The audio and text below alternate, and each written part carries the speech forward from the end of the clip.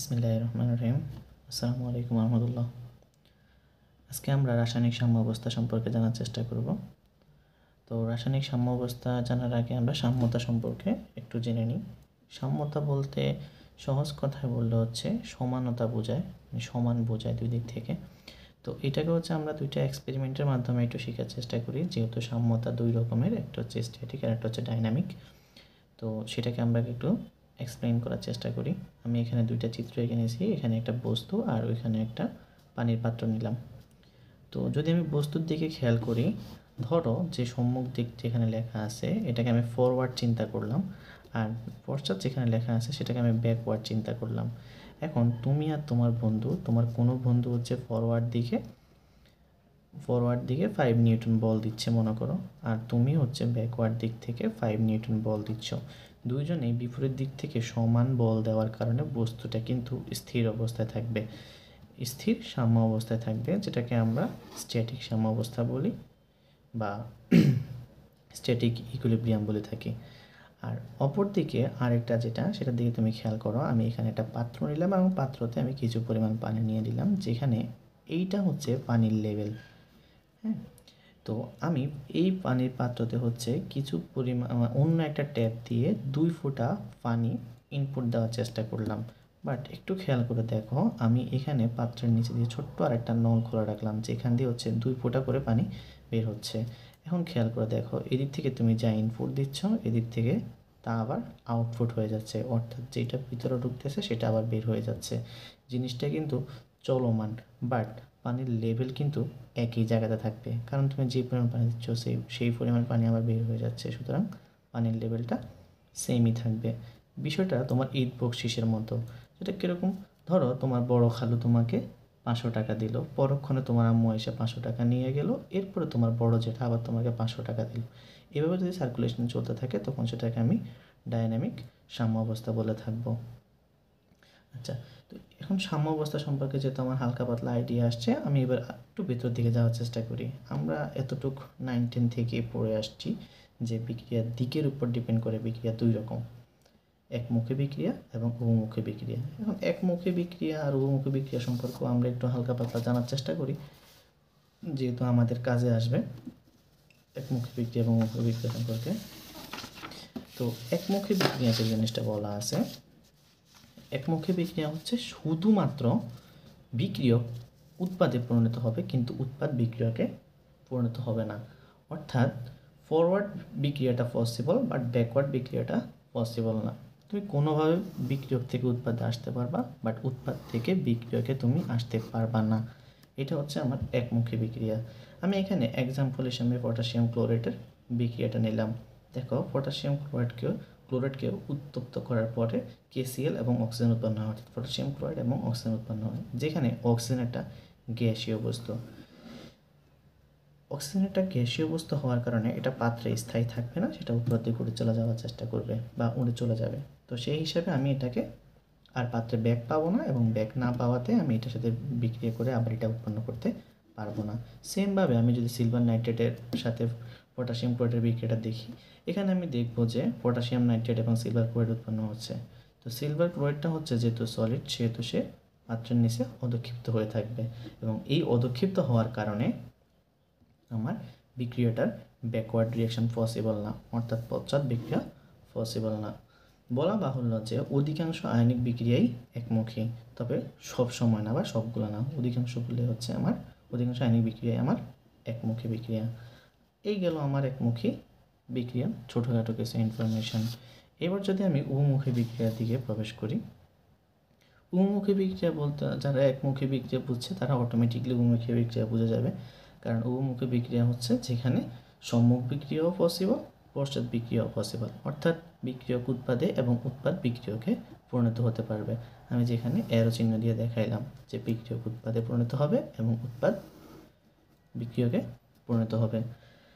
আমি এক্সাম্পল হিসাবে নাইট্রোজেন গ্যাসের সাথে হাইড্রোজেন গ্যাস দিয়ে যে অ্যামোনিয়া গ্যাসটা উৎপন্ন করা হয় সেই বিক্রিয়াটা আমি দেখেছি, যেহেতু এটা হেভার বস পদ্ধতি, অ্যাকচুয়ালি হেভার বস পদ্ধতিতে অ্যামোনিয়া উৎপাদন বিক্রিয়া। এখানে নাইট্রোজেন আর হাইড্রোজেন বিক্রিয়া করে অ্যামোনিয়া গ্যাস যেমনটা উৎপন্ন করে, পরক্ষণে আবার অ্যামোনিয়া গ্যাসও নাইট্রোজেন আর হাইড্রোজেনে পরিণত হতে পারে। সেমভাবে আমি যদি পটাশিয়াম ফসফরাস পেন্টাক্লোরাইডের দিকে খেয়াল করে থাকি, সেখানে দেখা যাচ্ছে ফসফরাস ক্লোরাইড এবং সাথে হচ্ছে আমার ক্লোরিন উৎপন্ন হয়, যেগুলো আবার ঘুরে ফিরে পটাশিয়াম পেন্টাক্লোরাইড উৎপন্ন করতে পারে। আচ্ছা, তো আমি যেহেতু আমাদের আজকের টপিকটা হচ্ছে রাসায়নিক সাম্যাবস্থা এবং সেটা নিয়ে আলোচনা করব, তার আগে ছোটোখাটো কিছু ইনফরমেশন দিয়ে রাখলাম একমুখী এবং বহুমুখী বিক্রিয়ার জন্য। এখন একটা জিনিস খেয়াল মাথায় রাখবা যে একমুখী বিক্রিয়া যেহেতু একটাই বিক্রিয়া পসিবল, অর্থাৎ সম্মুখ বিক্রিয়া পসিবল, পশ্চাৎ বিক্রিয়া পসিবল না, সেহেতু রাসায়নিক সাম্যাবস্থা ওইখানে প্রযোজ্য না। রাসায়নিক সাম্যাবস্থা শুধুমাত্র উভমুখী বিক্রিয়া বেলায় প্রযোজ্য, যেখানে হচ্ছে সম্মুখ বিক্রিয়া এবং পশ্চাৎ বিক্রিয়া থাকবে। আমি রাসায়নিক সাম্যাবস্থাকে বোঝানোর জন্য আবার বলে রাখি যে রাসায়নিক সাম্যাবস্থাটা হচ্ছে একটা ডায়নামিক সাম্যাবস্থা। রাসায়নিক সাম্যাবস্থাকে বোঝানোর জন্য আমি সেম ওই বিক্রিয়াটাই আবার নিলাম, এবার বাষ্প পদ্ধতিতে অ্যামোনিয়া উৎপন্ন করার যে বিক্রিয়াটা। তো এখানে খেয়াল করে দেখো, নাইট্রোজেন গ্যাস হাইড্রোজেন গ্যাস একসাথে হয়ে অ্যামোনিয়া উৎপন্ন করবে, যেটাকে আমি সম্মুখ বিক্রিয়া বলছি, এবং অ্যামোনিয়া গ্যাস হচ্ছে আবার নাইট্রোজেন গ্যাস হাইড্রোজেন গ্যাসে পরিণত হতে পারে, যেটাকে আমি পশ্চাৎ বিক্রিয়া বলছি। এখন আসো এটার একটু এক্সপ্লেনেশন জানার চেষ্টা করি। এখানে আমি বাংলা ভাষায় কিছু লেখা লিখে রাখছি যে বিক্রিয়ার শুরুতে বিক্রিয়কের ঘনমাত্রা সর্বোচ্চ থাকে বিধায় বিক্রিয়ার হার অর্থাৎ সম্মুখ বিক্রিয়ার হার সবসময় বেশি থাকে। খেয়াল করে দেখো এই ব্যাপারটার দিকে। এখানে নাইট্রোজেন আর হাইড্রোজেন প্রথমে বিক্রিয়া করে অ্যামোনিয়া উৎপন্ন করছে। বিক্রিয়ার শুরুতেই কি আমার অ্যামোনিয়া ছিল? না, বিক্রিয়ার শুরুতে আমার অ্যামোনিয়া ছিল না। একদম ইনিশিয়ালি আমার এই দুইজন বিক্রিয়ক ছিল, অর্থাৎ এদের ঘনমাত্রাটা সর্বোচ্চ অবস্থানে ছিল। যেহেতু এদের ঘনমাত্রা সর্বোচ্চ অবস্থানে ছিল, সেহেতু তাদের নিজেদের মধ্যে বিক্রিয়ার হার সবচেয়ে বেশি ছিল, অর্থাৎ সম্মুখ বিক্রিয়ার হার সবচেয়ে বেশি ছিল। আর আস্তে আস্তে যখন আমার এখান থেকে এদের ঘনমাত্রা কমতে থাকে, তখন হচ্ছে আমার সম্মুখ বিক্রিয়ার হার আস্তে আস্তে কমতে থাকে। যখনই সম্মুখ বিক্রিয়ার হার আস্তে আস্তে কমতে থাকে, তখন পশ্চাৎ বিক্রিয়ার হার আস্তে আস্তে বাড়তে থাকে, কারণ সম্মুখ বিক্রিয়ার কারণে এখানে অ্যামোনিয়ার ঘনমাত্রা বাড়তে থাকবে এবং সেটা বিক্রিয়া করা শুরু করবে, যেটাকে আমরা পশ্চাৎ বিক্রিয়া হিসেবে জেনে থাকি। এখন যখন হচ্ছে এই সম্মুখ বিক্রিয়ার হার এবং পশ্চাৎ বিক্রিয়ার হার সমান হয়ে যাবে, তখন আমরা সেটাকে রাসায়নিক সাম্যাবস্থা বলে থাকবো, আর তখনই সাম্যাবস্থা দেখা দিবে। আমি আবারও ওই উদাহরণটা থেকে বোঝানোর চেষ্টা করি। যখনই হচ্ছে আমার এই বিক্রিয়াটা এবং এই বিক্রিয়াটা সমান হবে, সমান হারে আগাবে, অর্থাৎ এইটা যদি 10 কদম সামনে যায় এবং এইটাও যদি 10 কদম পেছনের দিকে যায়, অর্থাৎ এটা 10 কদমের দিকে যাবে, এটা 10 কদমের দিকে যাবে, এটা 10 কদমের দিকে যাবে, এটা 10 কদমের দিকে যাবে, এরকমভাবে যদি কন্টিনিউয়াসলি চলতে থাকে, তখন আপাত দৃষ্টিতে আমার বিক্রিয়াটাকে স্থির মনে হবে। এটাই হচ্ছে আমার রাসায়নিক সাম্যাবস্থা, কিন্তু বিক্রিয়াটা স্থির না। আসো এটাকে আমরা যদি গ্রাফের মাধ্যমে শিখতে চাই, রাসায়নিক সাম্যাবস্থাটাকে যদি আমি একটু গ্রাফের মাধ্যমে প্রেজেন্ট করতে চাই, ধরো আমি বিক্রিয়ার বেগ আর সময়ের সাথে সাম্যাবস্থাটাকে এক্সপ্লেন করব। আচ্ছা, যখন আমি বিক্রিয়ার বেগ আর সময় দিয়ে আমি রাসায়নিক সাম্যাবস্থাটাকে যখন এক্সপ্লেন করতে যাব, আমাকে একটা জিনিস মাথায় রাখতে হবে, যেহেতু প্রত্যেকটা উভমুখী বিক্রিয়ায় দুইটা বিক্রিয়া থাকে, একটা হচ্ছে আমার সম্মুখ বিক্রিয়া আর একটা হচ্ছে আমার পশ্চাৎ বিক্রিয়া। এখন বিক্রিয়ার শুরুতে যেহেতু বিক্রিয়কের ঘনমাত্রা সবচেয়ে বেশি থাকে, সেহেতু সম্মুখ বিক্রিয়ার বেগ বা সম্মুখ বিক্রিয়ার হার সবচেয়ে বেশি থাকবে। এই কারণে দেখো সম্মুখ বিক্রিয়ার হার সবচেয়ে বেশি অবস্থানে আছে এবং পশ্চাৎ বিক্রিয়ার হার শূন্যতে আছে, একদম জিরোতে আছে। সময় বাড়তেছে, সময় আস্তে আস্তে সামনের দিকে অগ্রসর হচ্ছে, সম্মুখ বিক্রিয়ার হার আস্তে আস্তে কমতেছে, সময় বাড়তেছে, পশ্চাৎ বিক্রিয়ার হার আস্তে আস্তে বাড়তেছে। একটা নির্দিষ্ট সময় পার হওয়ার পর দেখা যায় যে সম্মুখ বিক্রিয়া এবং পশ্চাৎ বিক্রিয়ার বেগ সমান হয়ে গেছে, অর্থাৎ সম্মুখ বিক্রিয়ার হার এবং পশ্চাৎ বিক্রিয়ার হার সমান হয়ে গেছে। এবং এই সমান হয়ে যাওয়াটা যেই বিন্দু থেকে শুরু হয়, ওই বিন্দুটাকে আমি অ্যাকচুয়ালি সাম্যাবস্থা ইন্ডিকেট করি, অর্থাৎ এই জায়গাতে আসার পর সম্মুখ বিক্রিয়া এবং পশ্চাৎ বিক্রিয়া একই হারে চলতেছে। এটা হচ্ছে আমার বেগ সময়ের মাধ্যমে রাসায়নিক সাম্যাবস্থা বোঝার উপায়। আমি যদি ঘনমাত্রা এবং সময়ের সাথে রাসায়নিক সাম্যাবস্থা বুঝতে যাই, তাহলে হচ্ছে আমার পাশের তিনটা গ্রাফের দিকে একটু খেয়াল করতে হবে। এই তিনটা গ্রাফের দিকে একটু নজর দিই আমরা। এখানে ঘনমাত্রার যে বিষয়টা দেখো, সময়ের সাথে ঘনমাত্রার যে পরিবর্তনটা, সেটা নিয়ে আমরা কথা বলবো। তো ঘনমাত্রা, এইখানে আমি যে বিক্রিয়াটা লিখলাম, এটা আমার সম্মুখ বিক্রিয়া, বা বিক্রিয়কের ঘনমাত্রা, এটা আমার উৎপাদের ঘনমাত্রা, সম্মুখ বিক্রিয়ার অর্থাৎ বিক্রিয়কের ঘনমাত্রা, আর এটা হচ্ছে আমার উৎপাদের ঘনমাত্রা। এখন দেখো বিক্রিয়ার শুরুতে বিক্রিয়কের ঘনমাত্রা কিন্তু সবচেয়ে বেশি থাকে, বিক্রিয়ার শুরুতে বিক্রিয়কের ঘনমাত্রা সবচেয়ে বেশি থাকে। এই কারণে আমি এটাকে পিক পয়েন্টে রাখলাম এবং এটা সময় যাওয়ার সাথে সাথে আস্তে আস্তে আস্তে আস্তে কমতে থাকবে। এই কমতে থাকাটাই কিন্তু উৎপাদের ঘনমাত্রাটাকে বাড়াতে থাকবে। এই যে উৎপাদের ঘনমাত্রাটাকে বাড়াচ্ছে, উৎপাদের ঘনমাত্রাটাকে বাড়াচ্ছে, বিক্রিয়কের ঘনমাত্রাটাকে কমাচ্ছে। এটা নির্দিষ্ট সময় যাওয়ার পর আমি দেখব যে এই পরিবর্তনটা সমান্তরালে চলতেছে, সমান্তরালে চলতেছে। যেই অবস্থান থেকে সমান্তরালে চলা শুরু হয়েছে সেই অবস্থাটা হচ্ছে আমার রাসায়নিক সাম্যাবস্থা।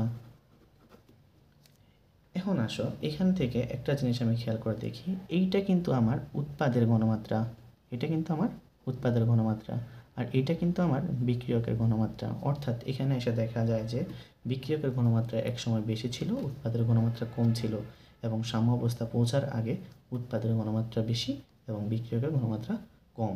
এখন বিষয়টা এমনও হইতে পারে যে কখনো কখনো বিক্রিয়ক এবং উৎপাদের ঘনমাত্রা একটা নির্দিষ্ট পয়েন্টে এসে সমান হয়ে যেতে পারে, কিন্তু এমনটা হওয়াই জরুরি না যে বিক্রিয়ক এবং উৎপাদের ঘনমাত্রা সবসময় সমান থাকবে, বিষয়টা এমনও না। কখনো হচ্ছে বেশি হইতে পারে, কখনো আবার দেখা যাবে যে উৎপাদ সবসময়ই কম, বিক্রিয়ক সবসময়ই বেশি, কিন্তু প্যারালালি চলতেছে, তখন সেটাকে আমরা সাম্য অবস্থা বলে থাকবো। তিনটা গ্রাফ, একটা গ্রাফে হচ্ছে আমি দেখতেছি যে উৎপাদের পরিমাণ, বিক্রিয়কের ঘনমাত্রা কমতেছে, উৎপাদের ঘনমাত্রা বৃদ্ধি পাইতেছে। এটা তো আমি দেখতেছি যে বিক্রিয়কের ঘনমাত্রা কমতেছে, উৎপাদের ঘনমাত্রা বাড়তেছে, এবং একটা নির্দিষ্ট সময় পর দুজনে সমান হয়ে গেছে। এখানেও দেখো বিক্রিয়কের ঘনমাত্রা কমতেছে, এখানে দেখো উৎপাদের ঘনমাত্রা বাড়তেছে, বাট একটা নির্দিষ্ট সময় পর এটারও আর বাড়তেছে না, এটাও আর কমতেছে না, প্যারালালি চলতেছে। এটাও আমার রাসায়নিক সাম্য অবস্থা। এই হলো আমার রাসায়নিক সাম্য অবস্থা নিয়ে ছোটোখাটো এক্সপ্লেনেশন। এখন এখান থেকে কোশ্চেন আসে, কিছু কিছু কোশ্চেন আসে যেগুলো হচ্ছে ধরো খুবই সাধারণ কোশ্চেন, যে রাসায়নিক সাম্য অবস্থা কাকে বলে, বা রাসায়নিক সাম্য অবস্থার এই গ্রাফগুলোকে এক্সপ্লেন করতে বলে। বিশেষ করে আমার এটা কাজে লাগবে কেপিকেসি ম্যাথ করার সময় বা কেপিকেসি টপিক্সটা পড়ার সময়। এটা আমাকে হেল্প করবে তোমার বিক্রিয়ার হার নির্ণয়ের বেলায়, বিক্রিয়ার হার কী, বিক্রিয়ার ক্রম, এইসবগুলো আমাকে টুকটাক হেল্প করবে। আচ্ছা, ধন্যবাদ সবাইকে পাশে থাকার জন্য। ইনশাল্লাহ নেক্সটে আবার কোনো একটা টপিক্স নিয়ে আলোচনা করব।